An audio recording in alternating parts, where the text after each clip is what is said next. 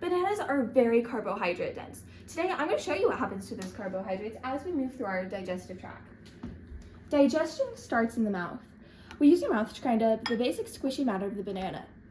When you think about or smell food that you want to or are about to consume, your mouth begins to produce saliva, which helps moisten and soften the food, making it easier to chew. For example, trying to swallow a dry piece of chicken would be very uncomfortable without the extra help of your saliva. After your food's all chewed up, it moves down the esophagus and into your stomach. The esophagus is about 10 inches in length.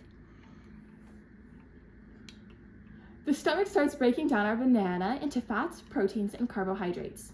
Once the food has been turned into what we call chyme, the pyloric sphincter relaxes and the food moves down into the small intestine. There are 3 parts of the small intestine. The first is the duodenum. It begins the process of breaking down matter. Next is the midsection, the jejunum, and then the final part, the ileum. The ileum is the longest part. It specializes in absorbing salt. This is where the cellular respiration starts. The duodenum breaks down carbohydrates into glucose. The glucose is then dispersed through the bloodstream after being processed by the liver. The bloodstream then carries the carbohydrates into the cells throughout the body. Then from there on out, the cells are able to break down the carbohydrates even further into glucose, where they're able to use ATP, which is energy. Bam, cellular respiration.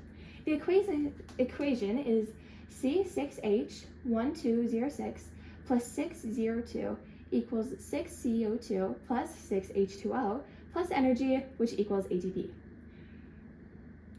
Starting at the cecum,